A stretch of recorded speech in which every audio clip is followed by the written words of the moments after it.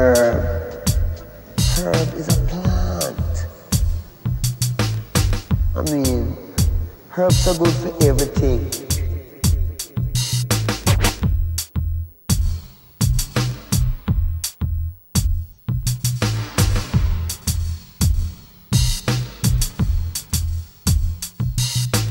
Herb.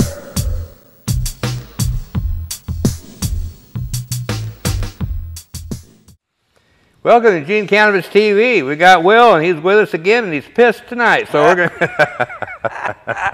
How can anybody not be upset if they know about these things? Yeah, we got a story out of Michigan that's really got our dandruff up. Michigan father killed in a marijuana child removal incident. This is Grayling, Michigan. A prosecutor in northern Michigan has cleared the police officer who shot and killed a Grayling man as police and Child Protective Services employees attempted to seize the 3-year-old. The attempted removal of the child came after a police officer who came to the scene on a call earlier the same day reported that he smelled marijuana and reported the incident to CPS authorities, who decided the child needed to be removed.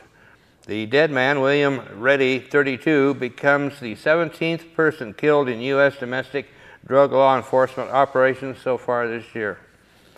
Reddy's killing took place on February 3rd, but we only became aware of it when news broke this week that prosecutors had decided that the police officer's use of deadly force in the incident was justified.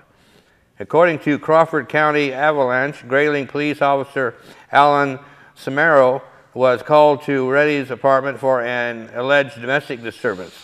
Samaro made no arrests but believed he smelled marijuana and reported it to CPS. We just went through this, saying the same thing again. But the point is that it's saying here that the local newspaper, the Gaylord Herald Times, which obtained the CPS removal order, added more detail. It reported that Reddy had been accused of smoking marijuana in front of his son. And okay, hold on, folks. Remember that. Okay, just remember that. He was accused of smoking marijuana in front of his son, and that's the bowl that they used to come into his house. Yep, and that Reddy had become agitated and threatened police when confronted by that accusation earlier in the day. So here's a father standing up for his rights and his reputation as a father, even. It's in his home, too, which is supposed to be our castle, whether it's an apartment or a trailer or a home, it's still supposed to be your castle. Now, understand, folks, what we're talking about here is the fact that when the cops say something, everybody bows to their word. It's the truth. It's gospel. I am so damn sick and tired of that crap. I have had cops lie blatantly in court under oath to convict me.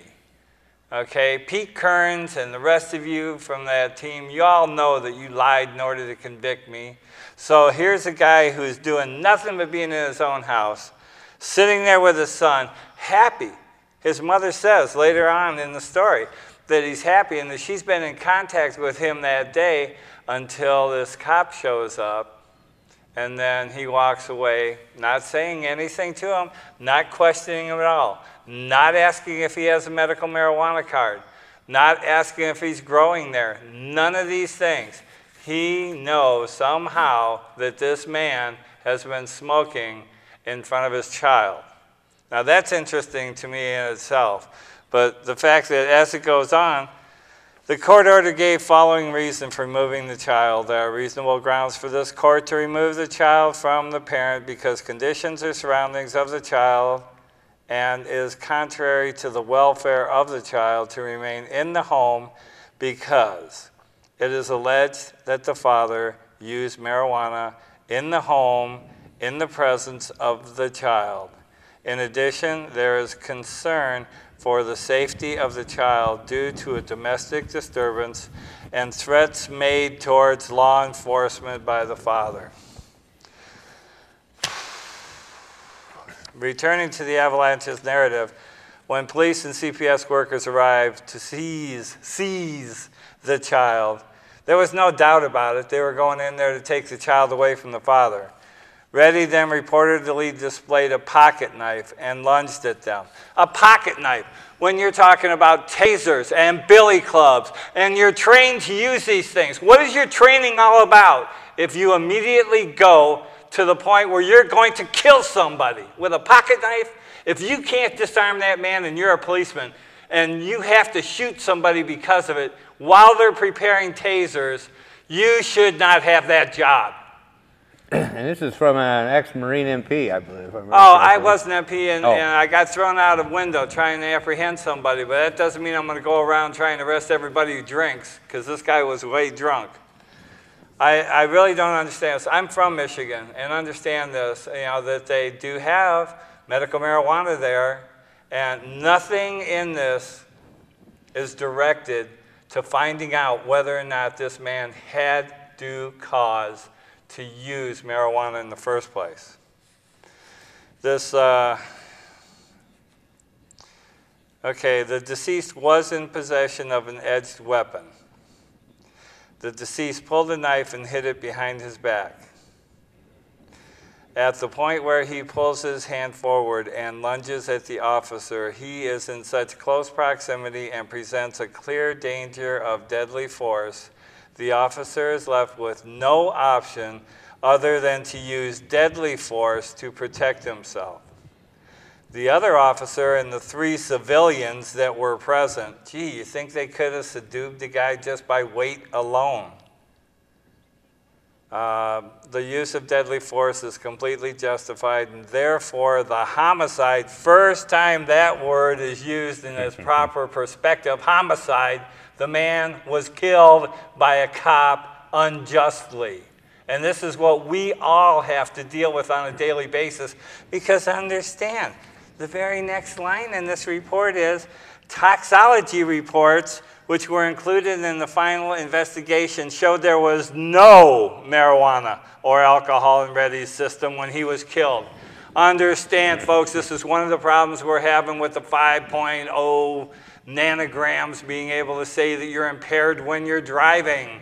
If it is in your system, it's going to be there for up to 30 days, depending on the fat content of your body. Can I make it any clearer?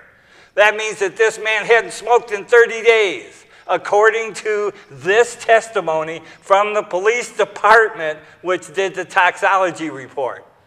So if he hadn't smoked in 30 days, how did he smoke in front of his son? Who saw him smoke in front of his son? What reason did they have to be there in the first place? But understand, the reason I'm so upset is this isn't a Michigan isolated incident. This is all around the nation, where our states and our people are not being respected by the government, and they're just going ahead full tilt boogie to arrest and eliminate people who smoke pot. There was an 18-year-old that was killed in his own home. They shot him and said that he would, see, how did that go? I remember he said I think they said that he fired on them, so that's why they shot him, and trying to find out his weapon. His weapon was on safety. The safety was on when they got to him, and he was dead. But he had a weapon, all right, but the safety was on. So he wasn't firing it. When I was growing up in Detroit, one of the things that was going on there was the fact that we had gangs, right? We had all kinds of gangs. You don't bring a knife to a gunfight. Right, right. Okay, so I mean, when you're there with more than one cop with a gun and you're pulling a knife, you're not doing it to win. Okay, you're not doing it for any reason other than the fact that you feel so threatened that it's the only thing that you have in your house that you can use. If you have a gun in your house and you're a felon, you go to jail. That's what they're trying to get Danbo for, right? Yeah. That's one of those things saying 15 years in jail for a veteran to have a gun in his house. Yeah, oh yeah. Folks, if you don't wake up, man, and this stuff starts coming knocking on your door, you're going to wish you would have listened to us a long time ago. Yeah, we're definitely transitioning to a police state. You know, I always said, look at the communists. They won their freedom, and we're losing ours. You know, It's kind of a... You know, and this guy's mother, You know, Will's his name, so maybe that's one of the reasons I'm a little so upset. It could have happened to me if I were back in Michigan very easily. Redding's mom, Michelle Van Buren, says they took the only thing he ever loved.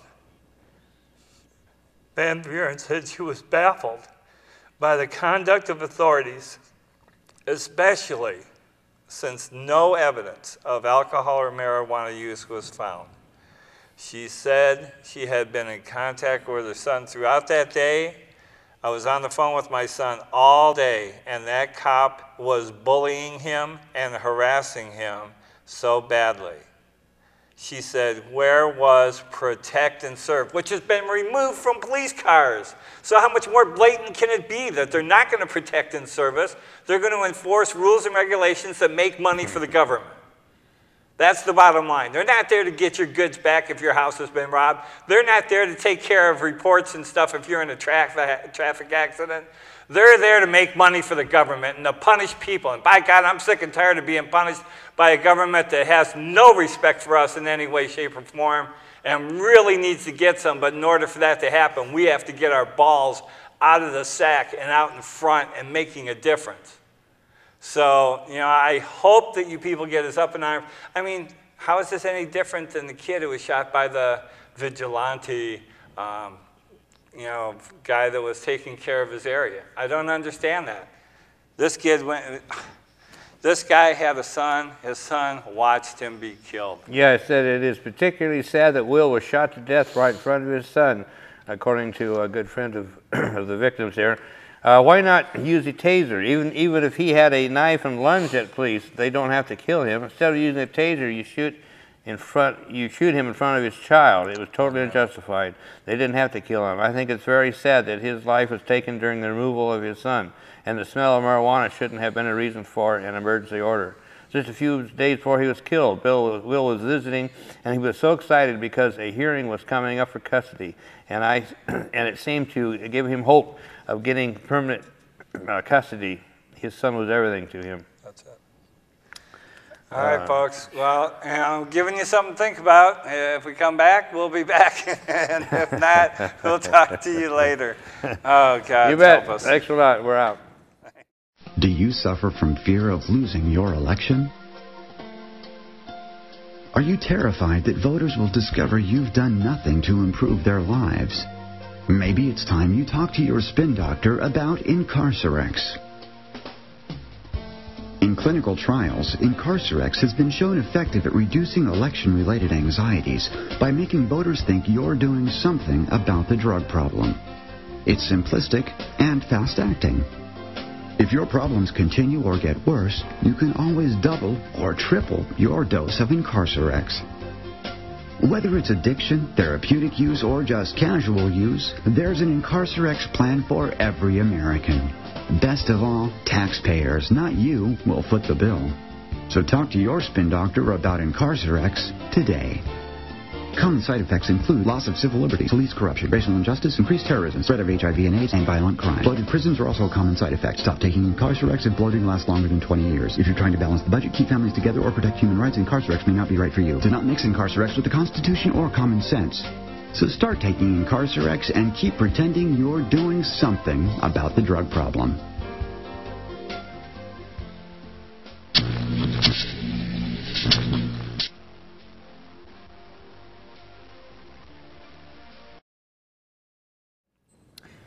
We're back, and we got some story about Oaksterdam.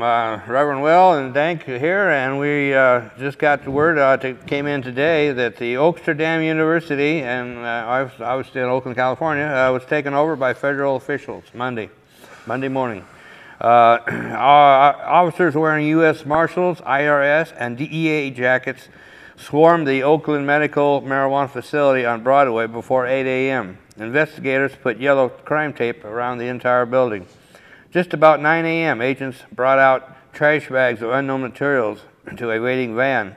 The nearby Oaksterdam Museum was also being blocked off, according to NBC Bay Area's Christy Smith, as was the Oaksterdam Gift Shop and the Oakland Cannabis Buyers Cooperative. In all, at least 4 locations were sealed off by the feds. Oaksterdam is considered by many as the heart of California's pot legalization movement. Officials on the scene were not commenting on their purpose other than to say that it was part of an ongoing investigation. Internal Revenue Service spokeswoman Arlette Lee said that the investigation was under seal in a North District court. Oaksterdam is a cannabis college that has been in business since 2007. It was founded by Richard Lee, who was the main backer of the California ballot measure defeated in 2010 that would have legalized marijuana in the state for recreational use. That was that Proposition 19 that failed. Its website says it provides students with the highest quality training for the cannabis industry. Our facility is comprised of the most recognized names in the California cannabis legalization movement. And so that's just happening, and we're going to be hearing a lot more about it. The reports that I read, the people, citizens in Oakland are really upset, and it's going to be a heck of a demonstrations over this. Do we have any idea as to how many people are arrested? No, I haven't heard anything about arrests. Mainly it's just they took over the buildings and they're seizing records. And they're doing a lot of, Oaksterdam University does a lot of research on cannabis and you know, how some strain will help some people and other strains help all this stuff. I'm wondering if they're going to go, you know, how that's going to affect that. Are they going to go in there and destroy all this work they've been doing? See, that's one of the problems that we've had since the very beginning of this, folks. You know, I mean, understand, those of us who have known the benefits of marijuana for a long time have been able to promote the ideas just because of the anecdotal healing that goes on around us. I am a healer. I work with Reiki, and I also use marijuana. Now, understand, for me, I have seen the benefits of it with people who have epilepsy. 30 years ago, I saw the benefits of it by people who have MS. And now, like Montel Williams and others have come out to talk about how beneficial it is for them. Well, when Montel was on his show and people were trying to tell him, he was one of the people who thought it was a joke. We've had people actually in the forefront of our movement recently when we were at a meeting who actually, and I honor them for doing so, copped to the fact that in the beginning of this, because of their positions and stuff, one was a lawyer and one was in charge of one of our cannabis clubs, that they themselves didn't really know if it was as beneficial as we were touting it to be.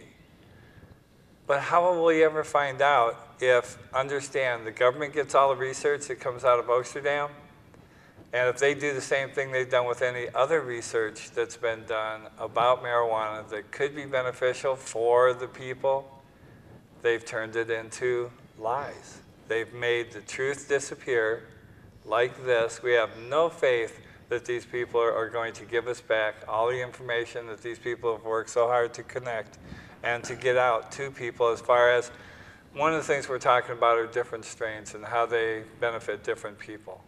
Some strains will help a person that has migraines, and another strain might be specifically for epilepsy. It might be for helping you straight up to be able to eat. I mean, that's one of the biggest things right now, if you think about the totality of it with cancer and with people who are on dialysis. They lose their energy because they can't eat and they can't sleep. And so those are the two things. It's one of the things we say about PTSD, is the fact that if these soldiers come back and they can't sleep, then how are they supposed to present themselves properly when they're going out to get a job? So the things that it can straight up help right now without having the research of the people at Oaksterdam who are working so hard in other places. I mean, Israel, this is one of our old stories, is the fact that the Israelis have been working with marijuana to help their soldiers for, I don't know, 15, 20 years that I know of. Yeah, something like that, yeah. Yeah, it's, and the thing that's really infuriating is that President Obama, when running for president, he said that we shouldn't waste any federal resources to prosecute anybody using marijuana medically. And all through the campaign he said that. After he got elected, he reaffirmed that that's what it was going to be. And yet they turn around and they're busting dispensaries.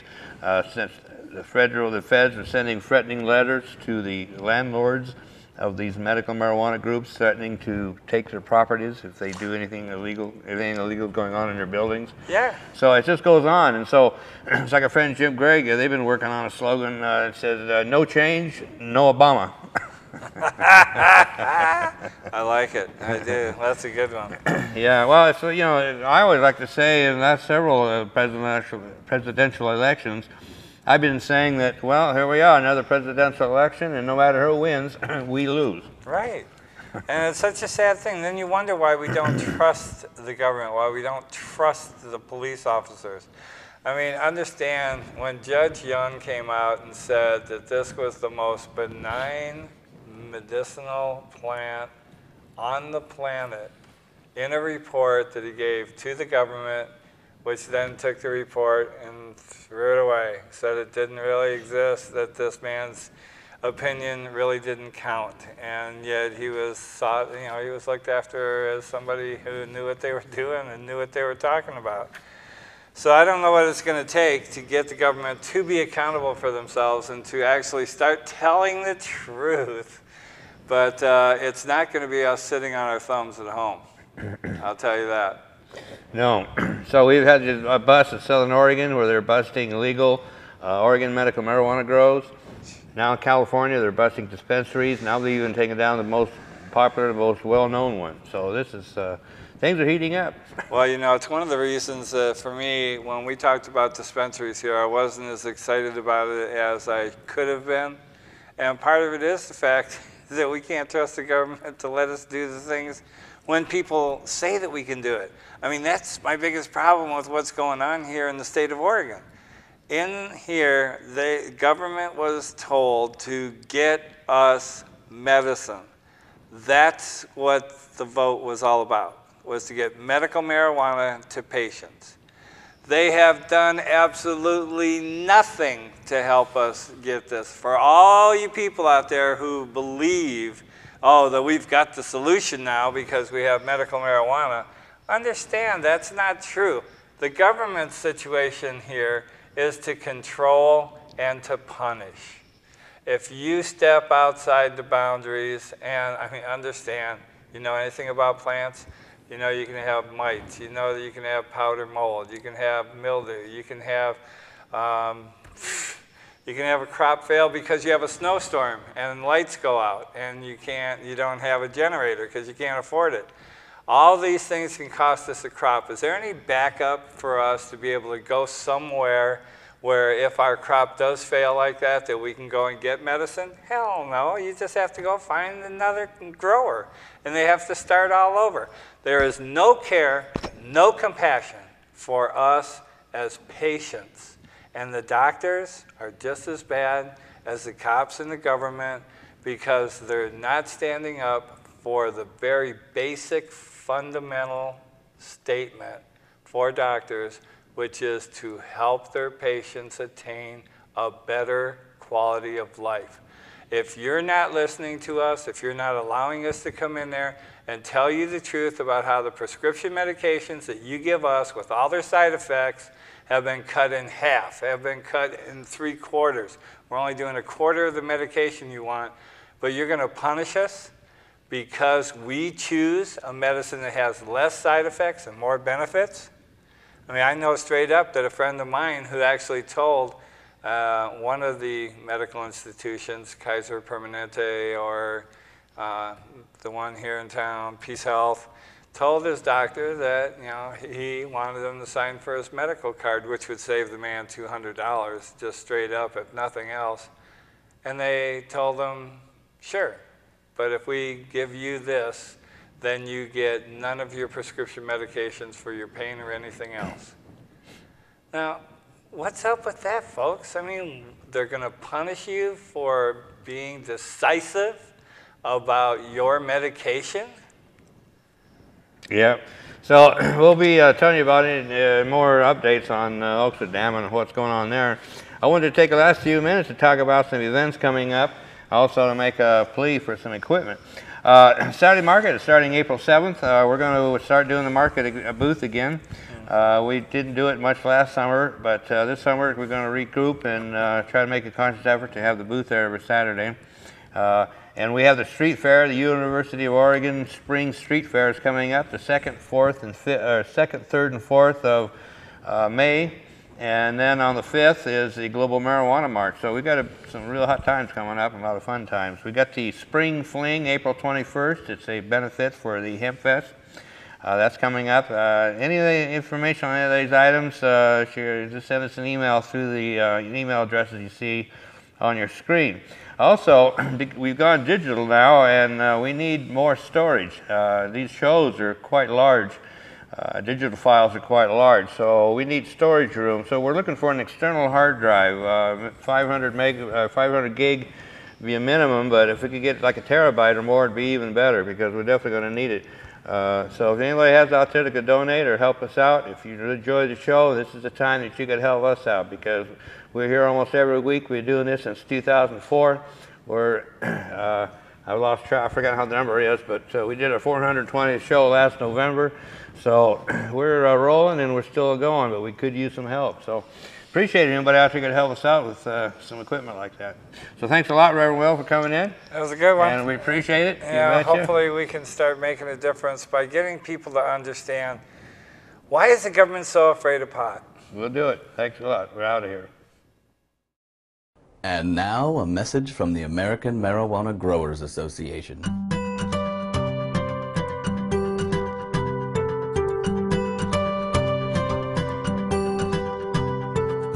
Hi, I'm a farmer, and I work hard every day to grow high-quality marijuana, the biggest cash crop in these United States.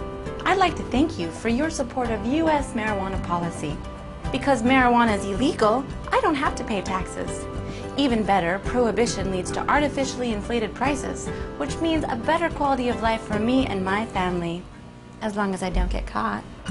Just as importantly, your tax dollars support thousands of U.S. agents who work tirelessly to keep low-grade, foreign marijuana out of our country. So thank you, America. And remember, whether you're nauseated from chemotherapy or just in the mood for a nice cool buzz, choose the best pot in the world, American homegrown.